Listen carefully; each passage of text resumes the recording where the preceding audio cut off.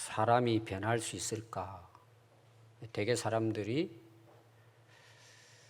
일반적으로 사람들은 태어나서 태어난 대로 산다 이렇게 말합니다. 이 사람이 변화가 안 된다는 거죠. 본성은 변화가 안 된다. 또 우리가 기질이라는 게 기질, 그렇죠? 우리가 가지고 있는 기질이 있어요. 태어나면서 변화가 안 된다. 물론 우리가 다 변화될 수는 없어요. 다시 말하면 완전할 수는 없습니다. 근데 한번 여러분 생각해 보세요. 내가 하나님을 몰랐는데, 하나님께서 세상을 만드셨구나. 우리 인간이 그냥 아무것도 없는 데에서 어떻게 시간이 오래 지나다 보니까 진화가 돼가지고 고등동물이 됐다. 그렇게 살아온 사람이 하나님이 우리 인간을 만드셨구나. 이걸 깨닫게 되면 여러분 변화가 안 될까요? 또 보십시오. 우리가 죄인이에요. 우리는 죄 때문에 불행해지고 죄 때문에 망하고 영원한 지옥불에 가는 거예요. 우리가 지은 죄 때문에. 근데 예수님을 하나님 보내주셔서 우리의 모든 죄를 대신 갚아주시고 우리를 영생으로 구원해 주신 거예요. 그분이 예수님인 거예요. 내가 그 예수님을 만났다. 이건 변화가 안 될까요? 제가 변화라는 것은 하루아침에 완성품이 된다 그런 뜻이 아니에요. 변화된단 말이에요. 사람이 바뀐다는 내용이에요.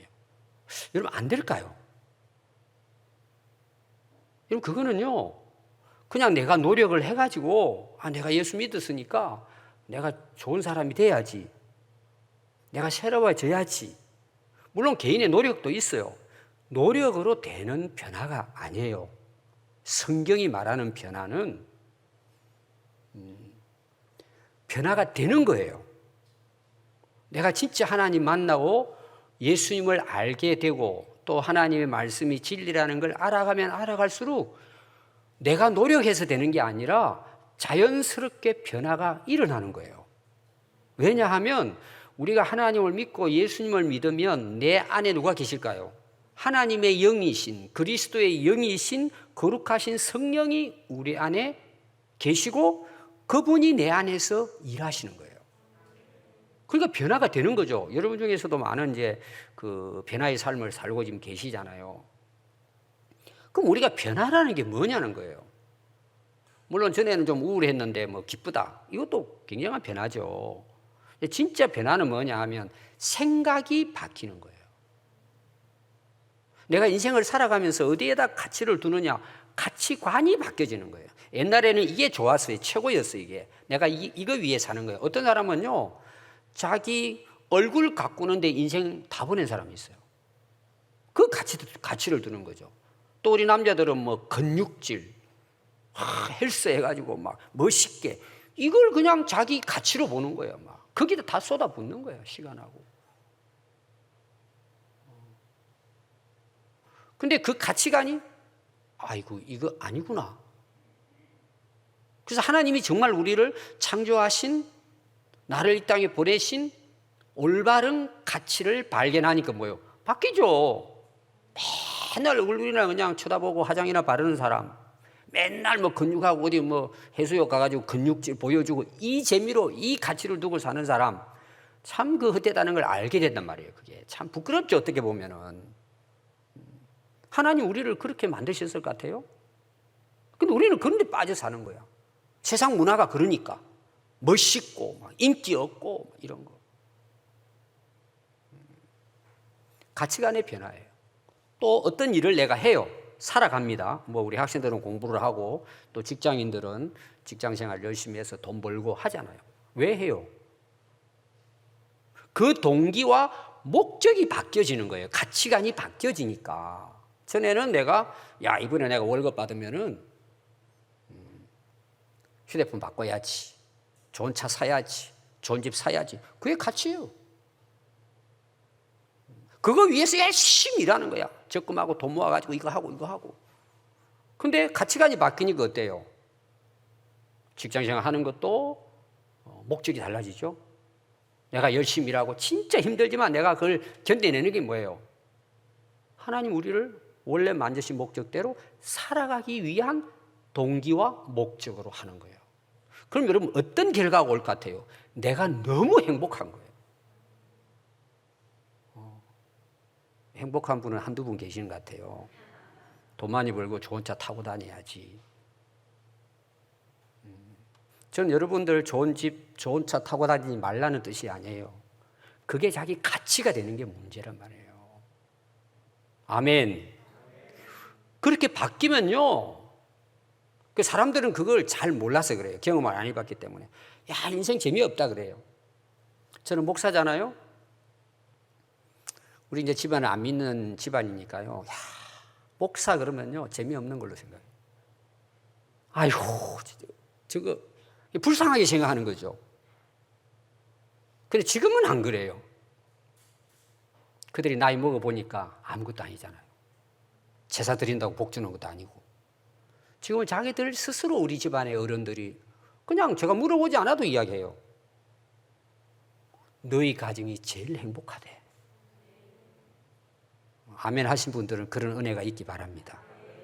진짜 여러분 이게 은혜예요.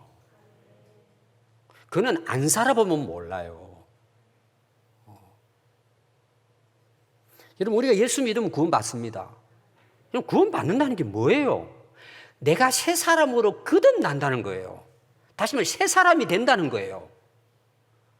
여러분 우리가 다 그렇게 살려고 노력하잖아요. 근데 안 됩니다. 인간 노력해가지고. 예수님이 내 안에 들어오고 성령님이 내 안에 들어올 때 사람이 바뀌어지는 거예요. 이게 거듭남이에요. 새로 태어나는 거예요. 그럼 여러분 거듭남, 예수 믿고 구원받고 거듭났다, 이게 무슨 말이에요? 내 인생이 새로워진다는 내용이에요. 여러분 사람이 바뀌면요 세상이 다 바뀌어요. 사람들이 그걸 모르니까, 이 하나님의 복음의 진리를 모르니까 재미없는 걸로 생각하는 거예요. 그냥 교회 오는 것도요 그냥 억지로 오늘 여기 아마 앉아 계신 분 중에서도 그냥 아무 생각 없이 그냥 앉아 있는 거죠. 왜 그런 줄 아세요 여러분? 예수님을 못 만나고 거듭나지 못했기 때문에. 그건 그럴 수밖에 없어요. 그래서 예배 마치고 빨리 가서 뭐예요? 친구들 만나고 한잔하고 놀고 여기에 그냥 관심이 있는 거예요. 여러분 그렇게 살아보세요. 난 그런 사람이 너무 불쌍한 거예요. 그래서 저는 우리 성도들도 그렇게 사는 사람이 아직도 많이 있잖아요. 너무 안타까워요. 저는 정치하는 분들도 어떨 때는 화도 나지만 너무 안타까운 거예요. 그래서 기도하게 돼요. 왜 인생을 저렇게 살까? 그게 너무 답답한 거예요. 저는 우리 학생들도 봐도 그래요. 저 뭐 그렇게 사람들이 어떻게 살든 막 가능하면 미워하지 않으려고 저는 노력해요.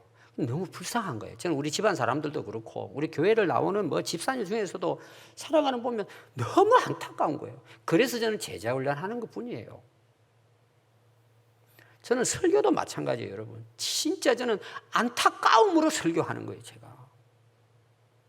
여러분 이해되시겠습니까? 저하고 여러분 거의 30년을 함께 보내보신 분들, 제자 훈련 하신 분들은 알 거예요. 근데 한번 보십시오. 이제 전도를 한다든지 또 우리 교회 안에 가족들 중에서도 교회 나오라 그러면 전에 자기 교회 다녔대 다. 초등학교 때부터 뭐 학생회 청년회도 아주 열심히 했대요. 근데 이제 이 자라다 보니까 할 일이 너무 많은 거예요. 그 할 일이라는 것은 물론 이제 공부도 열심히 해야 되고 뭐 직장 생활도 사업도 일도 열심히 해야 된다는 의미도 있지만 그 안에는 뭐가 있을까요? 할 일이 많다는 의미는 놀 게 너무 많은 거예요. 자기 하고 싶은 일이 너무 많은 거예요. 그래서 어릴 때 그렇게 열심히 다니는데 지금은 너무 바빠가지고 현재는 안 다니고 있다는 분들이 꽤 돼요. 근데 그분들이 하는 이야기가 뭐냐? 그래도 목사님 저는 예수님 믿어요. 언젠가는 교회 나갈 거예요. 그래요. 또 어떤 분들은 교회 안에서 현재 교회를 출석하고 있어요. 오늘 여기도 해당되는 분들이 있을 거예요. 예전에 열심히 다녔어요. 자기 나름대로 은혜 받았다고 열심히 다녔어요. 그리고 막 성경도 막 열심히 읽고 기도도 열심히 하고 어떤 경우는 막 새벽 기도도 열심히 나오고 그렇게 했대요. 근데 살아가는데 아무 문제가 없더라는 거예요.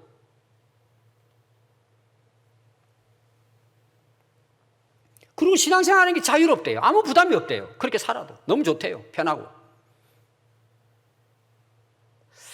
여러분, 과연 이렇게 계속 신앙생활을 해도 아무 문제가 없을까요? 오늘 이게 제 서러운 부분이에요. 잘 한번 생각해 보세요. 제가 지난주 베드로에 대한 설교를 했습니다. 예수님을 3번 부인한 베드로예요. 그래서 오늘 우리가 이 세상을 살아가면서 예수님을 부인하지 않고 정말 예수님을 믿는 믿음으로 우리가 살아가려면 어떻게 해야 될까? 그게 이제 교훈의 말씀이어서 결론이 제가 첫 번째가 뭐라 그랬어요? 예수님 말씀을 들을 때 근성으로 듣지 말고 아무 생각 없이 듣지 말고 마음에 새겨서 들어야 된다. 이 말씀이 내 안에 들어와야 뭐예요? 우리가 예수님 부인하지 않고 예수님 이름으로 살아갈 수 있다. 두 번째가 뭘까요? 베드로는 맹세하고 결심하고 각오합니다. 죽음까지 내가 따라가겠다. 근데 예수님 너 시험에 들지 않게 깨어 기도하라 그랬잖아요. 오늘도 똑같습니다. 우리가 세상 속에서 예수 이름으로 승리하기 위해서는 항상 깨어 기도해야 된다. 이 말씀이었어요. 세 번째가 뭘까요? 베드로가 예수님을 부인한 이유가 있잖아요. 예수님 따라가면 한 자리 하겠다는 거죠. 자기 성공, 자기 야망, 자기 욕심을 이루고자 하는 거죠. 그래서 그런 인간적인 세상 일의 생각에 빠지게 되면 하나님이 내게 맡겨주신 사명을 이룰 수가 없어요. 그래서 항상 우리 생각과 마음이 어디에 있어야 돼? 하나님이 내게 주신, 베드로는 이제 사람 낳는 어부가 되게 할 것이다. 그래서 부르셨잖아요. 그 부르심의 사명을 우리가 잊으면 안 된단 말이에요. 그 일에 열심, 충성해야 된다. 이렇게 이야기했어요. 그러면 오늘 우리가 읽은 말씀은 사도행전이에요. 앞에 나오는 지난주 설교는 복음서에서의 베드로의 모습이에요. 쉽게 말하면 실패작이에요. 그런데 이 베드로가 어떻게 변화됐을까? 그게 이제 사도행전에 나온단 말이에요. 제가 사도행전 1장부터 오늘 4장까지 쭉 제가 연결해서 간략하게 말씀을 드리려고 합니다. 그 과정이 있기 때문에 사도행전 1장은 누가가 제자라는 누가가 누가복음을 기록했잖아요. 그래서 예수님의 그 일대기 생애를 쭉 먼저 기록을 했습니다. 그리고 사도행전에 와서 예수님께서 택한 사도들에게 그 성령으로 명하시고 예수님이 하늘로 승천하신 것까지 기록된 것이 사도행전 1장 내용이에요. 그래서 예수님께서 고난을 받으시고 사도들에게 자기 살아나심을 보여주었습니다. 40일 동안 함께 했어요. 그리고 하나님 나라의 일에 대해서 말씀을 하셨습니다. 그래서 사도들과 함께 모여있는 자리에서 예수님이 사도들, 제자들이 이야기합니다. 너희들 내가 분부한 대로 예루살렘을 떠나지 말고 내가 너희들에게 전한 말씀대로 하나님 아버지께서 주시고자 하는 성령을 너희들이 기다려라. 요한은 물로 세례를 주었지만 얼마 가지 않으면 너희들은 성령으로 세례를 받게 될 것이다. 이렇게 이제 예수님께서 승천하시기 전에 제자들에게 말씀을 합니다. 그리고 이 말씀을 하시고 며칠 지난 후에 예수님이 다시 제자들을 찾아오십니다. 그랬더니 제자들이요, 다 이제 예수님이 곧 이제 떠나신다는 말씀을 하시니까, 그러면 예수님, 이스라엘 나라를 다시 세울 때가 오늘입니까? 바로 이때입니까? 이들은 이제 나름대로 기대를 하면서 예수님께 이제 물어봐요. 그러니까 예수님께서 하신 말씀이 시기와 때는 하나님 아버지 권한에 있고 하나님이 정하시는 것이기 때문에 너희들은 알 필요도 없고 알 수도 없다. 그 때가 뭐죠?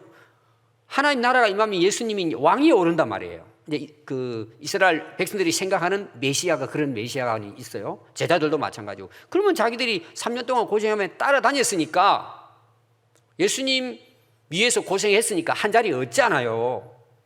그걸 생각하고 바로 이때입니까? 라고 물어본 거죠. 너희들 알 바가 아니다. 그러면서 예수님이 하신 말씀이 유명한 말씀이죠. 오직 성령이 너희들에게 임할 때 너희들은 땅끝까지 내 증인의 사명을 감당하게 될 것이다. 그리고는 예수님이 제자들이 보는 가운데 하늘로 승천한 거예요. 수백 명의 사람들이 본 거예요. 예수님이 하늘로 승천하시는 것을. 그러니까 제자들이 막 넋을 잃은 거예요. 지금 기대가 사라지잖아요.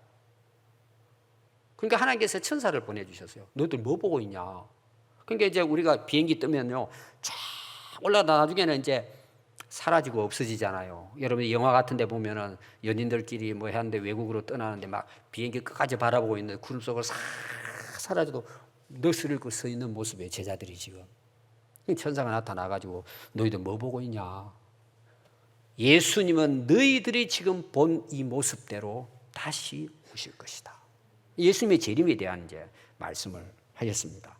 그리고 난 다음에 제자들이 그 예수님의 말씀을 기억하고 감람산에서 떠나요. 예루살렘으로 들어갑니다. 예루살렘에 들어가면 어떤 경우에는 그들이 붙들릴 수도 있어요. 그리고 그들이 자주 모이는 이제 다락방이 있어요. 마가의 다락방, 마가의 다락방. 거기 모여가지고 마음을 같이 해서 오로지 기도에 힘씁니다. 그 왜 기도하죠? 서로 마음을 합해가지고 성령 받기 위한 거예요. 전에 예수님께서 제자들에게 너희들 시험에 들지 않게 깨어 기도하라 했을 때 제자들은 잠잤죠. 졸다가 시험에 걸려서 예수님 부인하고 다 도망간 경험들이 있습니다. 이들은. 그런데 승천하신 후 예수님 말씀을 듣고는 그 약속의 성령을 받기 위해 모두 같은 마음을 가지고 힘써 기도했습니다. 그때 기도한 사람들의 숫자가 나와요. 120명입니다. 120명. 그런데 베드로가 일어나서 이제 설교를 하기 시작합니다. 기도하고 난 다음에. 그 설교가 뭐냐 하면 가룟 유다에 대한 설교를 해요. 그 제자인데 예수님 팔아먹고 목숨 끊었잖아요. 거기에 대한 이제 설명을 합니다. 근데 하면서 그 중요한 내용이 뭐냐 하면 예수님께서 미리 말씀하시고 기록하신 대로 가룟 유다에게 그게 이루어졌다는 내용이에요. 가룟 유다에 대해서 그 예수님 팔 것에 대해서 제자들이 있을 때 그 예수님 말씀하셨잖아요. 근데 그때 당시 제자들은 이해를 못 했거든요. 근데 실제로 그 예수님이 하신 말씀대로 이루어졌다는 걸 지금 이 베드로가 제자들을 놓고 지금 이야기를 하는 거예요. 그러니까 이 가룟 유다는 자기 죄를 후회는 했어요. 내가 잘못했구나. 근데 회개하지 않고 스스로 인생을 마감했단 말이에요. 또 베드로 보세요. 예수님이 3번 부인할 것을 계속 강조했습니다. 근데 그걸 안 들었죠. 그러다가 기도하지 않고 뭐예요? 결국은 이제 시험에 빠지고 예수님을 부인했죠. 근데 베드로의 특징이 뭘까요? 베드로는 통곡하면서 회개를 했어요. 자기 잘못한 거에 대해서 나가서. 그래서 결국은 뭐예요? 위대한 사도가 되는 거예요. 그리고는 베드로는 제자들에게 그 가룟 유다는 12제자 중에서 그렇게 해서 떠났으니까 예수님의 부활을 증언할 사람을 한 사람 더 세워서 12명 짝을 맞춰야 된다. 그리고는 같이 기도하면서 마띠아를 가룟 유다 대신으로 이제 제자로 삼아가지고 그들이 이제 사도행전의 사역을 시작을 하게 됩니다. 거기 이제 지금 제가 사도행전의 베드로에 대한 지금 말씀이에요. 베드로가 사도행전에 와서 어떻게 변화돼 가는가 지금 이 내용이에요. 그게 이제 제가 1장부터 쭉 여러분들에게 설명을 하는 것입니다. 베드로가 가룟 유다는 그렇게 해서 떠났는데 대신해서 누굴 뽑는다고요? 예수님의 부활을 증언할 사람을 뽑자는 거예요. 그걸 놓고 기도했단 말이에요. 이 베드로 생각이 좀 다른 거예요. 다시 말하면 하나님께서 제자들을 부르시는 목적이 뭐예요? 하나님의 일을 위해서 부르잖아요. 이 베드로는 자기가 그 경험을 하고 회개한 후에 자기 사명을 바로 알았다는 내용이 지금 그걸 알고 지금 사도행전의 역사가 시작이 됩니다. 오늘날 여러분 교회 안에서요 문제가 뭔지 아세요? 하나님의 일꾼이라고 하는데 하나님의 일이 뭔지를 모르는 거예요. 자, 물론 하나님의 일이 많아요. 교회 와서 할 일이 얼마나 많아요. 예배 시간에 뭐 안내도 하고 뭐 여러 가지 있죠. 청소도 하고 뭐 밥도 하고 뭐 신방 여러 가지 일이 많이 있죠. 근데 여러분 하나님의 일이 뭐예요? 진짜 제자들을 부르신 하나님의 일이 뭐예요? 베드로 부를 때 어떻게 불렀다고요? 사람 낚는 어부가 되게 하겠다는 거예요. 그럼 그걸 위해서 부수적인 일들이 많이 있긴 있겠죠. 그러나 주된 부름의 일은 뭐예요? 하나님의 일은 예수님 전하는 일이에요. 아멘. 제자들을 부르셨을 때 말이에요. 그럼 오늘날 교회에서 집사, 권사, 장로를 세워요. 이걸 왜 세워요? 교회에 부수적인 일은 많아요. 그것도 다 필요해요. 그런데 뭘 위한 거예요? 예수님을 전하기 위한 일들이에요, 다. 아멘. 아까 제가 변화된 거에 대해서 이야기했죠. 가치관과 삶에 살아가는 동기와 목적이 변화된다 이야기했잖아요. 그러니까 모든 하는 일이 우리는 뭐예요? 하나님이 우리에게 맡기신 하나님의 일, 곧 예수님을 전하는 일을 위해서 있단 말이에요. 이것이 일꾼들의 사명이라는 것입니다. 이게 이제 1장의 내용이에요.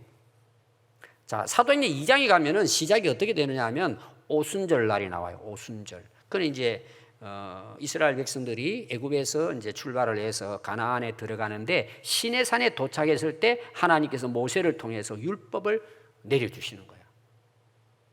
그 율법을 받은 그 날을 기념하는 것이 오순절이에요.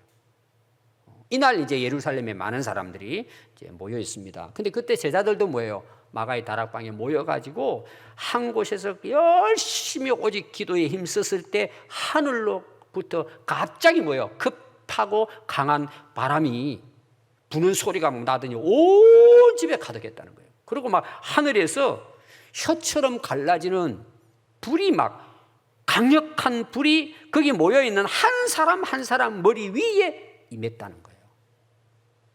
이건 다 뭐예요? 하나님의 임재예요. 성령이 그들에게 임하시는 것을 보여주신 것입니다. 그런데 놀라운 것은 뭐예요? 그런 성령의 임재가 있을 때 그들이 성령의 충만함을 받아서 성령께서 말하게 하심으로 외국어를 말을 하는 거예요. 방언이죠.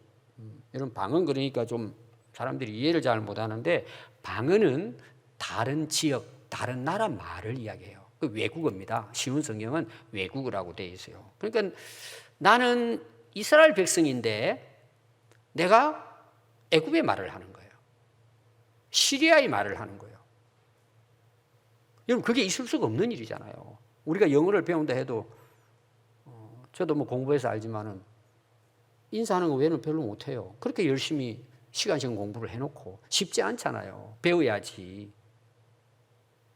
근데 그들은 뭐예요? 그냥 성령의 불이 임하니까 그들이 성령이 하시는 말씀으로 외국말을 그냥 쏟아내는 거예요.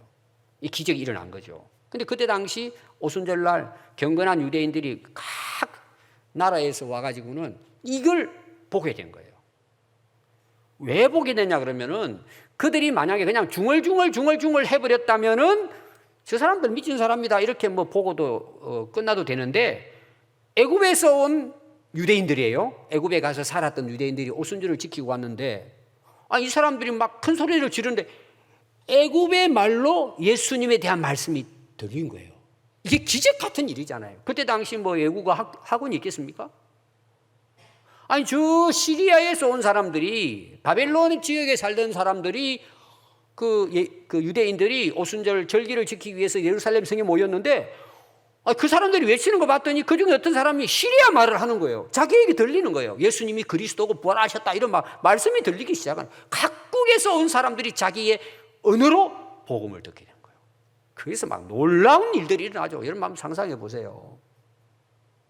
그래서 이들의 말이 뭐냐 그러면요, 이놈들은 쇠술에 취했다 이렇게 이야기하는 거예요. 술 취했다고 이야기하는 거예요. 술 취하다고 말할 만하죠. 미쳤다는 거죠.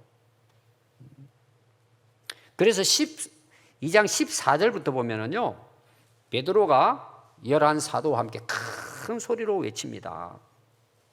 그러니까 말씀을 전하기 시작합니다. 그러면서 그 술 취했다는 말에 대해서 이렇게 얘기합니다. 아니 지금 대낮인데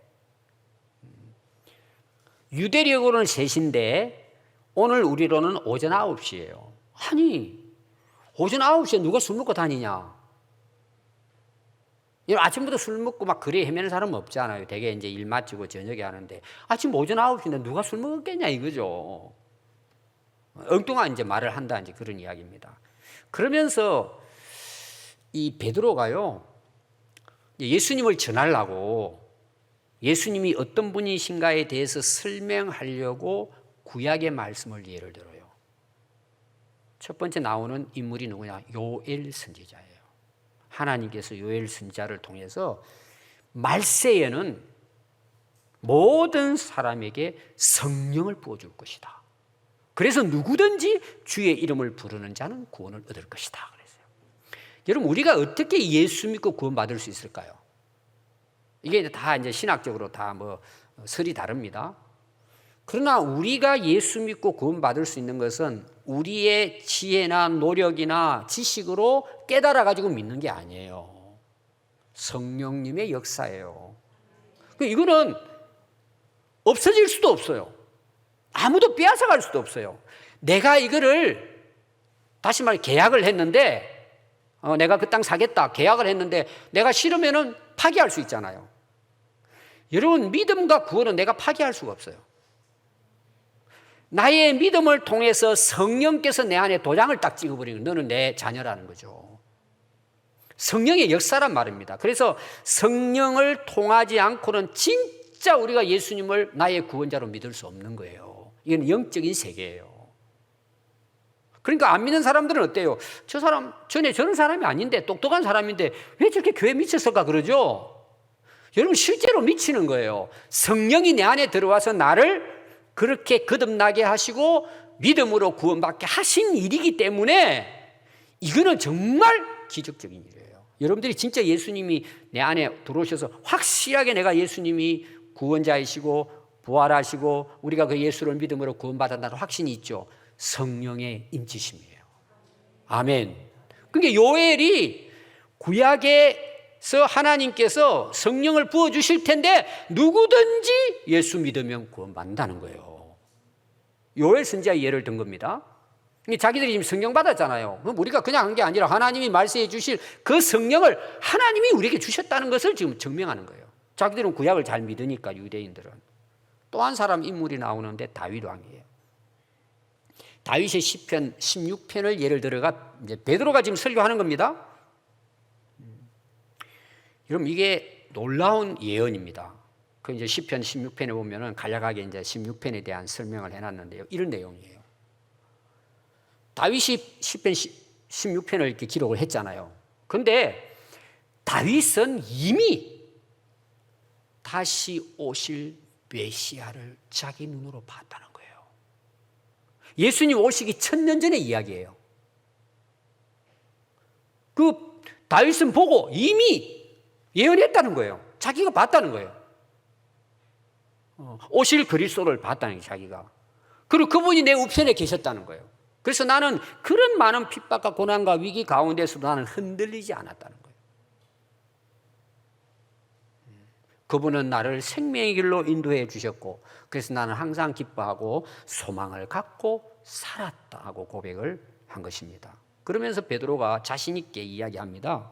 나는 다윗에 대해서 여러분들에게 자신 있게 말할 수 있다. 그것은 베드로는 지금 무덤에 갇혀 있다. 베드로의 무덤이 있어요. 베드로를 위해 한 말이 아니라는 걸 지금 이야기하는 거예요. 다윗은 그 당시 선지자였다. 그는 자기 후손 가운데 한 사람이 자기 왕위를 이어받을 것이라고 했다. 그러니까 다윗은요, 그 한 사람이 예수 그리스도이시고 그분이 부활하실 것에 대해서 16장에서 예언을 했다는 내용입니다. 그래서 예수님은 무덤에 버려지지만 썩지 않고 다시 살아나셨다. 예언을 했다는 거죠. 그래서 하나님이 예수님을 다시 살리셨기에 이 예언의 말씀대로 오늘 우리는 그분을 메시아로 증언하는 증인들이 됐다는 내용이에요. 지금 이제 유대인들이니까 구약의 예를 들어 설명을 한 거죠.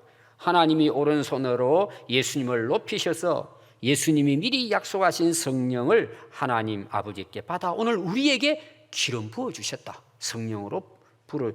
지금 당신들이 보고 있는 게 그것 때문이라는 거예요. 우리가 세술에 취해가지고 이상한 말을 하는 게 아니고 바로 이런 성령의 역사하심을 여러분들이 지금 눈으로 보고 듣고 있지 않느냐. 아멘. 그래서 이스라엘 온 집은 확실히 알지니 너희가 십자가에 못 박아 죽인 이 예수를 하나님은 주와 그리스도가 되게 하셨느니라. 예수님을 증거한 거죠. 여러분, 전에 베드로하고 다르죠. 복음서에 나오는 베드로의 모습하고 복음서의 베드로는 뭐예요? 자기가 맹세까지 하고도 도망가 버렸잖아요. 부인하고. 근데 지금 사도행전에 성령 받고 난 다음에 베드로 모습을 보세요.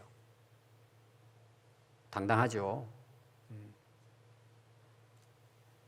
그러니까 이 복음서에서 예수님을 부인한 베드로인데 사도행전에 와가지고 성령 받고 난 다음에 베드로는 예수님을 전하는 자로 변화된 거예요. 여러분, 우리가 진짜 예수 믿고 확실하게 변화된 부분을 우리가 이야기하려면 여러 가지가 있습니다. 여러분들이요, 좀 잘못된 습관도 변화가 되고 이런 거 있잖아요. 많이 있습니다. 말도 좀 변화가 되고, 뭐 맨날 싸우려고 했던 사람이 뭐 서로 화해하고 이런 많은 변화들이 있어요. 근데 가장 그거는 내가 노력해도 좀 할 수 있어요. 내가 전에는 거짓말 많이 하고 살았는데 안 해야지. 윤리 도덕적인 건 내가 노력해도 어느 정도 가능해요. 근데 안 되는 게 있어요. 내 안에 성령이 임하지 않는 한에는 나도 예수님을 확신할 수 없지만 그 예수님을 내가 확신하게 전할 수가 없어요. 아니, 내가 안 믿는데 어떻게 확실하게 전해요? 물론 거짓말로 전할 수 있어요. 내가 안 믿는데. 확실한 변화가 뭐예요? 예수님을 부인하고 예수님을 모르고 예수님과 상관없이 살았던 사람이 그 예수님을 자기도 믿을 뿐만 아니라 또 다른 사람에게 담대하게 전한다는 사실이에요.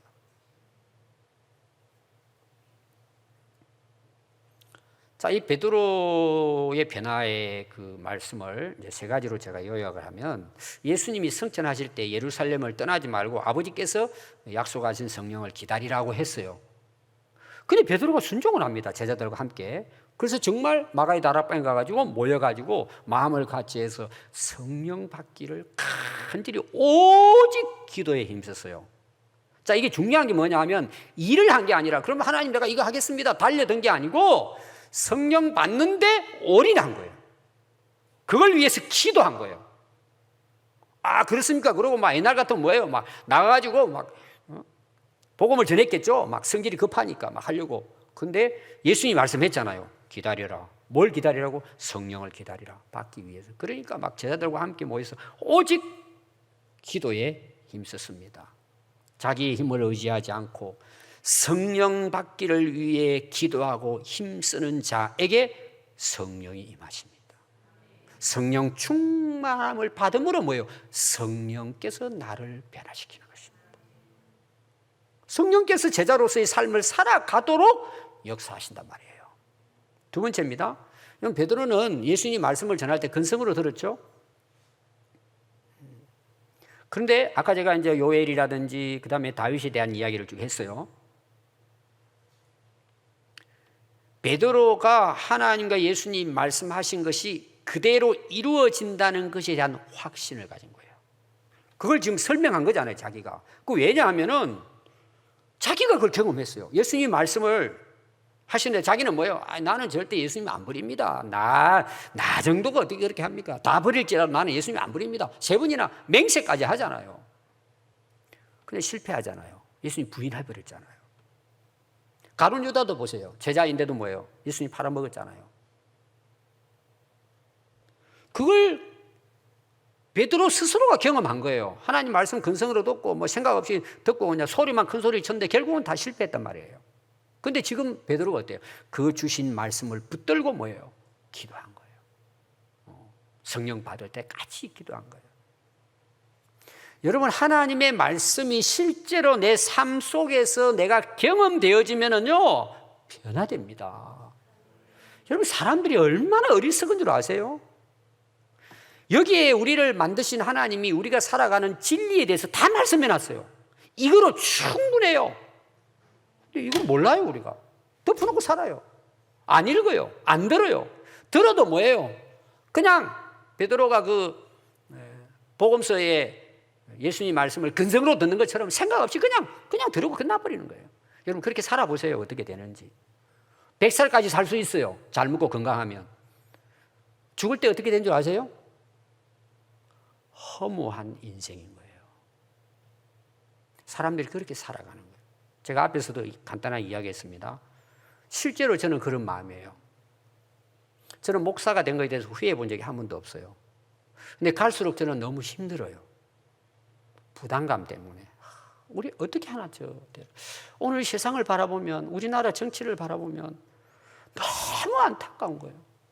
아니, 답이 여기 있는데 왜 저렇게 살까? 저게 아닌데 결국은 돌아오게 돼 있는데 왜 저렇게 살까? 우리 성도들이 왜 애들이 저렇게 살까? 왜 부모들이 그 애들을 그냥 둘까? 이게 너무 저는 안타까운 거예요. 답이 여기 있는데, 여기 들어오면 다 되는데 안 읽는 거예요. 듣기 싫어하는 거예요. 안 사는 거예요. 근데 베드로가 성령 받고 나서 뭐예요? 그대로 순종하니까 성령 충만을 받고 역사가 일어났다는 거예요. 세 번째입니다, 여러분. 그럼 베드로가 성령 충만해서 뭐 했다는 거예요? 딱 하나예요. 예수의 증인이 됐다는 거예요. 이 말은 우리가 되게 그러면은 그냥 다니면서 맨날 전도만 한다 이런 차원만 이야기하는 게 아닙니다. 제가 결론은 그런 부분이에요, 실제적으로. 그럼 베드로는 그 부름을 받을 때 뭐예요? 사람 낳는 어부가 되겠다. 이걸 알은 거예요, 자기는. 베드로는 사도행전에서 그걸 경험합니다, 실제로. 이게 놀라운 경험이에요, 베드로에게는. 그때는 그냥 근성으로 들었어요. 사람 낳는 어부 생각도 없어요. 그러고 막 쫓았다 그랬잖아요. 그물 버려두고 뭔지도 모르고. 근데 결국은 그 정인의 사명을 깨닫고는 순교를 합니다. 자기 맹세, 자기 자신감, 자기 용기로 할 수 없다는 걸 앞에서 이미 복음서에서 자기가 경험했잖아요. 이게 성령의 능력으로 된다는 걸 아는 거예요. 이게 성령의 임하니까 뭐예요? 죽음도 두려워하지 않고 담대히 복음을 전하는 전사가 된 거예요. 여러분, 베드로 역사를 구체적으로 기록한 것은 딱 3곳 나옵니다. 정인으로 살았던 사람 낚는 어부가 뭔가를 베드로 경험하게 하나님 하신 거예요. 어부의 목적이 뭐죠? 고기 많이 잡는 거잖아요. 그물을 내렸을 때 막 그 예수님 말씀에 순종했더니 그물이 찢어지도록 고기를 많이 잡았다 그랬잖아요. 그거는 고기를 많이 잡았다는 의미가 아니에요, 사실은. 앞으로 베드로를 통해 성령께서 이루실 것을 그렇게 보여준 건데 그때 당시 베드로는 모르는 거예요. 오늘 많은 사람들이 그렇게 그물 많이 잡았다, 그러니까 뭐 복 받는 걸로 자꾸 생각해요. 뭐 그렇게도 뭐 해석해도 100% 틀리진 않아요. 그러나 의미는 그게 아니에요. 그걸 오늘 제가 여러분들에게 말씀을 통해서 확인시켜 드리려고 그래요. 베드로가 성령 충만해가지고 담대하게 회개하고 예수 믿고 구원받아라 하고 외쳤는데요. 베드로가 전하는 복음이 정상적인 거예요. 예수 이름을 믿고 세례받고 죄 사함을 받는 거예요. 우리 예수 믿는 것은. 그럼 사람들이 핍박을 했잖아요, 그 당시. 근데 믿는 사람이 몇 사람이 됐느냐? 사도행전 2장 41절 보니까 그 복음을 듣고 3,000명이 세례받았다는 거예요. 아마 베드로는 경험했을 거예요. 그물로 고기 잡은 그 경험이 있으니까. 또 베드로가 성령 충만해가지고 예수 믿으면 죽어도 우리는 예수님처럼 부활합니다 하고 부활 복음을 전하다가 감옥에 갇혀요. 이 정신 나간 놈 그러고 감옥에다 가둬버립니다. 근데 그렇게 복음을 전해놓고 감옥에 베드로는 갇혔는데 그 부활의 복음을 들은 사람 중에는, 지금 베드로는 감옥 가버렸어요. 복음을 전하고 부활해 갔는데 그 복음을 듣고 믿은 사람이 몇 명인 줄 아세요? 사도행전 4장 보니까 남자만 약 5,000명이에요. 기적이 일어난 거죠. 아멘.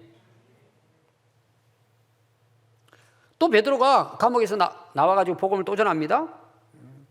근데 하나님께서요, 베드로 손을 통해 기적을 일으키는 거예요, 기적을. 그리고 믿고 주님께 회개하고 돌아온 사람이 얼마나 됐을까요? 5장 14절에 보면 더 많으니, 여기는 이제 남녀 큰 물인 거예요. 셀 수가 없다는 거예요.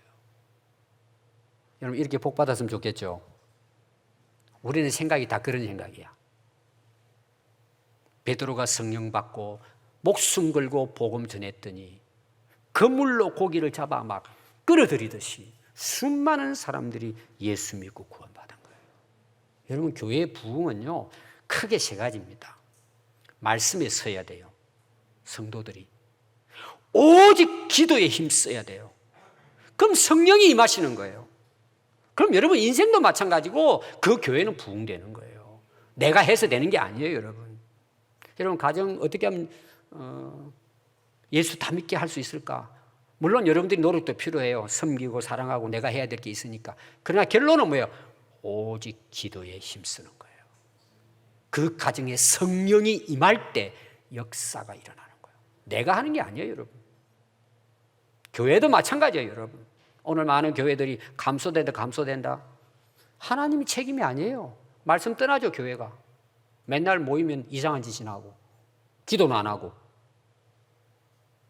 그러니까 여러분 안 되죠. 성령이 떠나시는데 무슨 일이 일어나요? 여러분 베드로가 오늘 말씀이 뭔 줄 아세요? 성령 충만에 복음을 전하다 옥에 갇혀요. 옥에 갇혔는데요, 유대 지도자들이 모여가지고 저놈 죽여버릴까 어떻게 하다가 일단 살리는 두자. 이번에는 협박하고 희업을 가해서 우리가 경고하고 보내자 그럽니다. 근데 그 경고가 뭐냐 하면은요, 예수 이름을 아무에게도 말하지 말고 가르치지 말아라 그러고 내보내줍니다. 근데 베드로가요, 전에 같으면 빨리 나가자 그러고 도망쳤을 때인데 베드로가 이렇게 말합니다. 하나님 앞에서 너희 말을 듣는 것이 하나님 말씀을 듣는 것보다 옳은가 판단하라. 우리는 보고 들은 것을 말하지 아니할 수 없다. 감옥에 못 나올 수도 있어요. 거기서 죽을 수도 있어요. 담대하게. 전에는 부인하고 살려주셔서 고맙습니다 그러고 도망쳐야 되는데, 내가 당신들 말하는 게 옳으냐, 하나님 말씀하신 게 옳으냐, 너희들이 하나님 믿는다면 생각해 보라는 거죠. 우리는 예수님을 보았다. 성령을 경험했다. 나는 말하지 않을 수 없다. 제가 아까 이야기했던 변화는 노력으로 되는 게 아니에요. 하나님 믿고 예수 믿고 성령이 내 안에 충만해지면 되는 거예요, 여러분. 자연스럽게 변화가 되는 거예요. 여러분 많은 사람들은 예수 믿고 변화되면 복음만 전해야 되냐 그런 생각만 합니다. 그렇지 않아요. 전 삶이 바뀌어요. 제가 행복이라는 말을 했잖아요. 놀라운 내 삶의 변화가 일어나는 거예요. 모든 삶에서 일어나는 거예요. 그래서 복음서와 사도행전의 베드로 모습은 완전히 구분이 되죠. 복음서에서는 예수님 부인해서 왜 부인한 줄 아세요? 자기 능력이에요. 자기 힘, 자기 자신감. 그러니까 망하죠. 안 되죠. 근데 사도행전은 뭐예요? 성령의 능력을 힘입으니까 그냥 되는 거예요. 아니 어떻게 여러분 한번 복음을 전해도 3,000명이 해가고 돌아와요. 사람이 할 수 없는 일이에요. 여러분 인생도 마찬가지예요. 여러분들이 삽질해 보세요. 어느 정도는 여러분 농사 지을 수 있어요. 고생이죠. 요새는 포크레인 한 번만 파버리면 우리 한 달 끝나요. 예를 드는 것입니다. 여러분 기도하세요. 오직 성령 받기를 기도하세요. 이런 고민하는 거 있죠. 염려되는 거 있죠. 이유가 다 있는 거예요. 말씀을 떠나고 기도 안 하니까 해결이 안 되는 거예요. 여러분 해보세요. 평생 그거 가지고 고생하는 거예요. 자식 문제 여러분들이 한번 힘써 보세요. 어느 정도는 돼요. 필요해요. 그것도. 교회도 마찬가지예요. 여러분 나라 일도 마찬가지예요. 기도하는 나라는 하나님이 역사하시는 거예요. 우리가 성령 받으면 변화되죠. 우리 가정도 변화되고 이웃도 변화되고 여러분들이 정치하는 사람, 사업하는 사람, 직장에서 변화가 일어나는 거예요. 그래서 여러분 예수 만난 사람요 오직 기도합니다. 기도하는 사람 성령이 그와 함께 역사하시고 날마다 변화 역사를 일으키고 하나님의 나라 복음을 위해서 하나님의 나라가 이루어지게 하십니다. 그래서 우리 기독교 역사는요 성령 충만의 역사예요. 그들이 순교의 정신을 가지고 복음을 전했을 때 교회가 역사가 일어난 것입니다. 다음 주가 선교 기념 주일입니다. 순교는 죽음만 이야기하는 게 아니에요. 여러분들이 가정에서나 직장에서나 사회에서나 무슨 일을 하든지 전에는 내 자랑, 내 권위, 내 부, 욕심을 위해서 사는 거예요. 근데 우리가 나가서 뭐예요? 예수 이름을 위해 하나님 나라를 위해서 섬기는 거예요. 봉사하는 거예요. 그러니까 가정도 바뀌어지고 나라도 바뀌어지고 정치도 바뀌어지죠. 전에는 자기를 내세웠잖아요. 근데 자기를 부인하고 예수님 이름을 위해 살아가니까 어때요? 하나님의 영광이 드러나고 하나님의 역사에서 나라도 잘 되는 거예요. 하나님은 그런 사람을 통해서 지금도 역사해 가시는 것입니다. 우리의 삶의 현장에서 그리스도 이름을 위해 살아가는 것이 순교예요. 자기를 부인하는 거죠. 앞으로 여러분들은 어떻게 살기를 원하십니까? 오늘 여러분들이 말씀을 기억하고 결단하고 오직 기도에 힘써 성령을 통해서 여러분들을 향한 하나님의 계획과 뜻이 이루어지기를 바랍니다. 기도하겠습니다.